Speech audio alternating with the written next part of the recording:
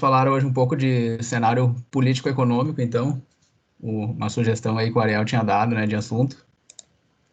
E eu escolhi basicamente esses três países para a gente comentar aí um pouco do que veio acontecendo com ele nos últimos anos aí. A Venezuela, né, que eu acho que foi o primeiro país aí nas épocas recentes que começou a ter uma grande crise econômica. A Argentina, mais recentemente, e depois nós vamos discutir se o Brasil está no mesmo caminho, né, se ele pode vir a acontecer esses fenômenos que aconteceram e vêm acontecendo nesses dois outros países aí, né. Então vamos começar primeiro falando de Venezuela. Então, só para contextualizar vocês, o que levou a Venezuela à maior crise da sua história, né? Que é o que eles estão vivendo hoje. Em primeiro lugar, a crise do petróleo. Depois eu vou explicar para vocês ali a grande dependência que o país tinha sobre o petróleo, né? Em segundo lugar, o chavismo, que foi uma filosofia de governo implantada pelo Hugo Chávez e que vem sendo sucedida pelo Nicolás Maduro, né? E as políticas sociais insustentáveis que foram implementadas ao longo dos anos, né? Então, a Venezuela é o país que possui a maior reserva de petróleo do mundo. Ela tem mais petróleo do que os países sauditas lá dos Emirados Árabes.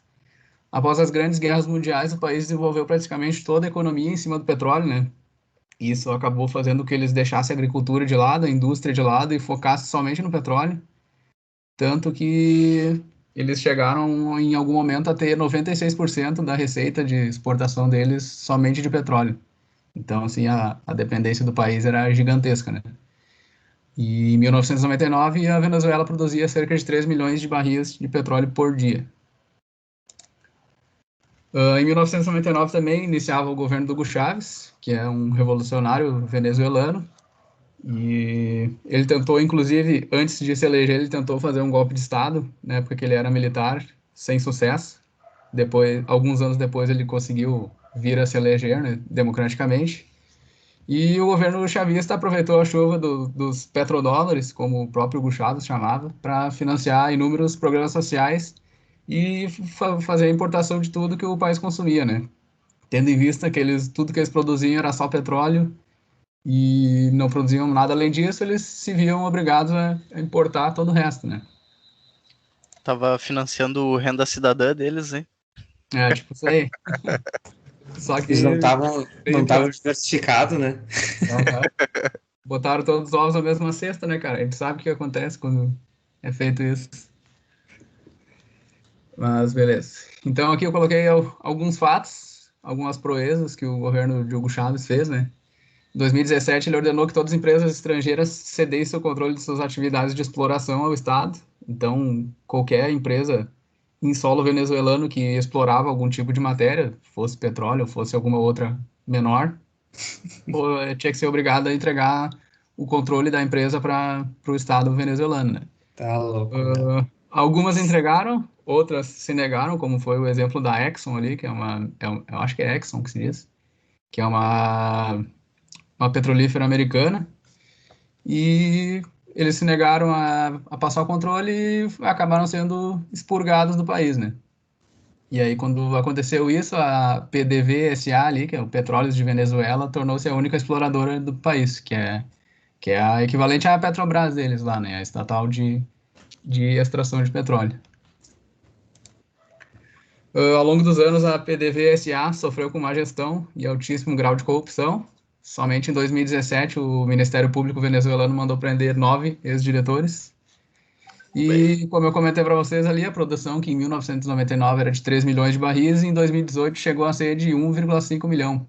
O pior nível em mais de 30 anos. Então, dá para ver aí a grande gestão que foi feita na estatal, que ela conseguiram reduzir pela metade a produção de petróleo, sendo que eles poderiam ter muito mais investimento, tecnologia e ter ampliado muito mais a produtividade deles, né? Mas, Em estatal, 20 anos, né? Em sim, 20 anos os caras cortaram pela metade a conseguiram reduzir produtividade. pela metade. Beleza. Ah, então, com esses fatos aí, o setor privado foi levado a substituir a produção própria por importações, né? Não valia a pena tu produzir nada dentro da Venezuela, sendo que tu teria que importar. O governo subsidiava isso, né? E ainda nessa época o Chaves já começou a implantar políticas de controle de preço, segurando artificialmente a inflação, né, e acabando de vez com a indústria local. Em seguida veio o controle cambial, que começou a ter inflação, né, então eles tinham que dar um jeito de segurar o valor da moeda. E isso gerou a compra de dólares, um mercado paralelo, né, um mercado negro do dólar. Depois, quando a gente falar ali de Argentina, a gente vai ver que isso está acontecendo na Argentina também, porque o governo também colocou controle cambial lá, né? E, e a Venezuela foi se tornando cada vez mais dependente de importações, até que chegou um momento em que até alimentos, medicamentos básicos e papel higiênico eram importados, né? Eles não tinham mais nada de produção local. E aí vem o X da questão, né? A cotação do barril do petróleo. Ali em 2008 até... Espera aí, deixa eu botar o laser aqui. A gente teve um pico bem alto ali na cotação, né, do petróleo. Depois veio a crise de 2008 aqui, que ele bateu lá embaixo, mas em seguida ele seguiu o rumo para cima, né? Se a gente cortar aqui esse pico alto e esse pico baixo, a gente consegue ver que ele estava numa ascendente ok. E aí, em 2014, veio uma nova queda, e aí o barril do petróleo se manteve em patamares menores do que ele tinha antigamente, né? E que foi o que eu coloquei aqui. O preço do barril, que era negociado a $100, no mesmo ano caiu pela metade, depois até subiu um pouco, mas ainda em patamares menores. E a altíssima dependência de petróleo que o país tinha, e vocês conseguem imaginar o que começou a acontecer aí, né? 96% da tua receita cai pela metade, tu tem um altíssimo custo em programas sociais no país, tem um desajuste fiscal gigante, né? Aí tu imagina o que começou a acontecer. Então, o controle cambial imposto pelo governo provocou distorções, que além de causar desabastecimento generalizado, contribuiu para o cenário de hiperinflação. Aí aqui eu botei alguns dados da inflação venezuelana. Até 2018, o acumulado deles chegava a 1 milhão% de inflação. 2019, então, 10.000%, e nos últimos 12 meses já estava em 3.500%. Caraca, meu. É um negócio absurdo, cara. Que Não tem... absurdo, velho. Sim. Aqui mais um dado, o salário mínimo na Venezuela hoje é 800 mil bolívares, isso dá cerca de $4,60 e cerca de R$ 26. E aí a gente tem uma imagem do que a gente precisa de notas de dinheiro para conseguir comprar um rolo de papel higiênico. Tá louco. Pior que eu tava vendo lá tinha uns posts do Perini que ele tava falando sobre a Venezuela, né? Que muita gente ficou milionária na Venezuela. Porém, esse Não dinheiro, os significa nada. milionários, dá não sei quantos dólares. E eu tava vendo aqui o $1 americano hoje aqui no Google, eu procurei, tá 450.156 bolívares venezuelanos. É. Aí, cara, onde eu tava tirando os materiais ali de várias matérias e coisas, eles comentam que, tipo, quem não usa cartão de crédito e o cartão de débito, essas coisas assim, tem que andar com sacola de dinheiro na rua, né? E aí o governo teve que começar a imprimir tanto dinheiro, assim, que chegou um momento que não tinha mais controle nenhum de moeda, né? E Sim. aí as pessoas começam a repudiar tanto a moeda que optam por trocar as coisas, né? Volta Sim. para fazer escambo ao invés de usar o dinheiro. Começam a gerar notas mais altas também, né? Vira totalmente um mercado paralelo. Eu te entrego um sapato, tu me dá um saco de arroz, tipo assim. Ah, que situação. Tenso, né, cara? Uhum. Fica até Então, mais caro, eu acho, né? Fabricar. Fica mais pô, caro custear essa moeda ruim e moeda fraca, tem que ficar imprimindo aos montes. pensando Sim. aqui no papel higiênico, é mais fácil tu usar o próprio nota de dinheiro, né, cara? Acho que nem vale a pena tu comprar o rolo de papel higiênico. É verdade. E rende mais, ó. Essa pilha de Né? dinheiro rende mais do que papel higiênico. Ah, certamente. Tá louco. Beleza. Então, em 2009, o Chaves conseguiu, através de um referendo e voto popular, alterar a Constituição venezuelana para remover a regra de reeleições, né? Eles tinham uma regra parecida com a nossa aqui, que o candidato só podia se reeleger uma ou duas vezes, agora eu não me lembro. E depois desse referendo aí foi tirada essa trava, né? Qualquer um podia se reeleger eternamente. E aí a gente começa a pensar na perpetuação de poder, né? Que é uma coisa que todos os países socialistas fizeram, né? Se tu for olhar a Rússia hoje, o Vladimir Putin lá tá há 20 e tantos anos no governo. E agora envenenaram o principal opositor político dele, não sei se vocês viram isso agora, nas últimas semanas. E Sim. até o Perini comentou, bah, desse jeito o Vladimir Putin vai se perpetuar no poder, né? Que estranho. Tipo, eleição após eleição, ele vai mudando a regra e aumentando o permitido e matando os opositores, aí vai É, se eternizando no poder. os opositores, coincidentemente, vão morrendo perto das Exatamente. eleições. É, pouca coincidência. Então, em 2013, o Hugo Chávez veio a falecer e o Nicolás Maduro assumiu o governo com a promessa de dar continuidade às políticas chavistas, né? Já não bastava o Hugo Chávez, ele prometeu que ia continuar fazendo a mesma coisa. E em 2018, o Maduro foi reeleito numa eleição não reconhecida pela oposição. Eu estava lendo mais um pouco sobre isso. A eleição teve 54% de abstenção nos votos, então praticamente metade da população não votou. E quem votou deu muita treta lá, cara. Tipo, a oposição não reconheceu. O Maduro foi acusado de usar a máquina estatal para comprar voto. Teve um monte de treta, tanto que a maioria dos países não reconhece essa eleição dele, né? Somente Cuba, a Rússia e a China reconhecem o mandato atual do Maduro. O restante dos outros países apoiam o Juan Guaidó, aquele que se autoproclamou o presidente da Venezuela, né? Não sei se vocês estão ligados nessas paradas aí. Aham, Nossa, assim, eu sim. não tava ligado. Eu não botei aqui no slide também, mas tem mais uns dados bem tensos assim da Venezuela que tem um índice lá que mede o grau de violência no país que diz que se tu tem até 10 homicídios a cada 100 mil habitantes é ok. Acima disso começa a ficar uma epidemia de homicídios, que eles chamam. Na Venezuela esse índice está em 90 a cada 100 mil pessoas, cara. Tipo, é absurdamente além do limite. Porque tu imagina, né? Desabastecimento, as pessoas estão morrendo de fome, as pessoas começam a matar, né? Sim. É a lei da natureza.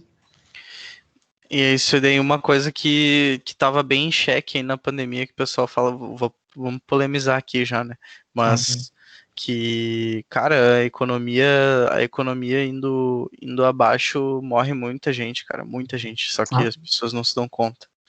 E criminalidade, índice de e a economia assassinato, mata tanto quanto a epidemia, né? Vamos falar, né? pandemia. Talvez mais, né? Que a gente vê um número É. estagnando ali de 150 mil aqui no Brasil, né? Mas vamos ver como é que a economia vai se comportar. Mas, assim, entrando em crises mesmo fortes, cara, a morte assassinato e criminalidade O aumentam. cara fica desempregado, o cara vai começar a assaltar, vai começar a roubar, Ah, traficar, vai hum, começar a prejudicar o resto da população para sobreviver, né? sim. Ah, beleza? Então a parte de Venezuela eu fecho com essa imagem aqui para vocês lembrarem quem são essas pessoas. Não sei se vocês têm mais alguma dúvida. Próximo slide sobre a Argentina. Não, acho que só comentário, assim, eu achei curti bastante as informações aí, tem bastante coisa que eu não sabia da Venezuela, acho que foi bem legal. E também preocupante, porque a gente vê ações muito parecidas que aconteceram e que acontecem e que podem acontecer aqui, e o cara dá um gelo. Cara, é pior que é bem isso aí mesmo. Depois no final a gente vai debater um pouco da situação do Brasil, onde é que podemos chegar, mas o cara não pode relaxar mesmo. Sim, pois é. Uma coisa que eu tô começando a ver, pelo menos, é que tem tido bastante, mas não sei o quanto é, assim, ainda é preocupante, mas eu vejo algumas iniciativas de pessoas que estão lutando contra, né? E aí que eu vejo bastante do que eu comecei a acompanhar o Vinícius Poit lá do Novo, né? Esse cara Assim. e mais alguns, o Van Hatten também, o Arthur Duval, são caras que eles estão vendo esse tipo de coisa e estão tentando abrir os olhos de outros, né? E a Quanto a internet facilita muito dos caras propagar a ideia, né, cara? exato. E aí Antigamente, eu tudo que vejo eles assistia na televisão era a verdade absoluta. sim, e eles estão ganhando algumas quedas de braço nesse sentido, assim, esses dias eu vi no canal do Mamãe Falei lá a questão do discurso dele sobre a tributação nos remédios que o Dória estava com aquele. Sim. Com Aí tu viu que aprovaram agora, conseguiram aprovar? Aprovaram? Não sabia. Acho que teve votação de novo hoje e conseguiram aprovar daí. Pro cara deve ser assim, ó, o cara deve ter. É broxante, né? Derrota, né, cara? Vai sim, Fê. Porque assim, ele fez Cara, foi uma festa depois ali naquele discurso. E ele põe a cara assim, tipo, eu não sei como é que esse cara ainda não morreu, sabe? Tipo, ele sobe no palanque e fala, fulano de tal, tu quer realmente aumentar o preço do remédio aqui pra tua avó, não sei o quê. Cara, Aí até não tem meias palavras, assim, o cara do PSDB até subiu e falou depois, não é inconstitucional, mas ele falou alguma coisa assim, é proibido fazer isso que tu tá fazendo aqui, não sei o quê, de apontar as pessoas. Caralho, deixa eu falar. E assim, e aí o cara, foi uma baita vitória naquele vídeo lá. Sim, foi por um voto, né? Agora, foi isso, ele fez um baita discurso lá para aquele cara para sensibilizar o cara que ia aprovar aquilo. Aí para 2 semanas depois aprovarem de novo o bagulho. É foda. O Greg ia falar alguma coisa aí?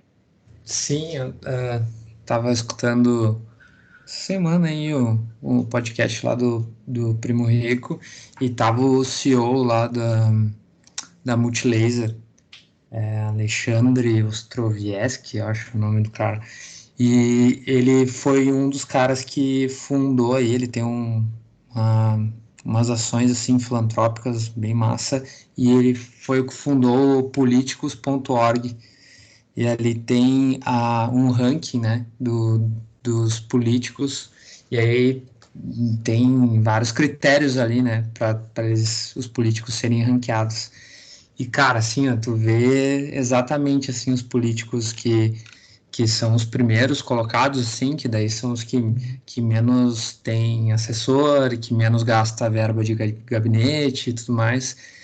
E, assim, a gente é uns partidos, assim, que eu acredito que é os que tu estava falando aí, o Ariel, ali que nem o Van Hatten ali, que é do Novo.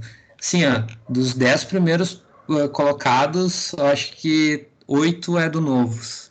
Sim, o ano passado eles ganharam uma menção honrosa lá, que os 8 primeiros eram os 8 deputados do Novo.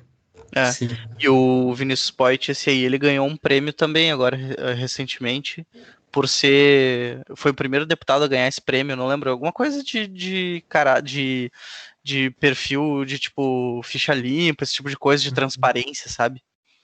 Então, e aí, cara, é algo que eu vejo bastante. Eu não escolho, a ideia não é se apegar a partido, eu nem quero isso, mas a ideia do partido é boa porque até eu tava vendo um tweet do Van Hatten que ele tava falando sobre o Novo, que ele tá nos trending topics e tudo mais, porque a proposta é boa, porque Cara, a eles mentalidade do têm. partido é outra, cara. É Porque difícil eles são bem comparar. fiéis aos valores deles, no sentido de todo mundo tem que ter ficha limpa, eles Tem abrem processo mão dos seletivo para se privilégios candidatar, cara. deles.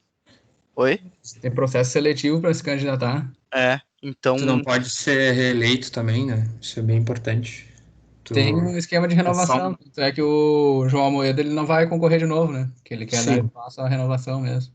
Uhum.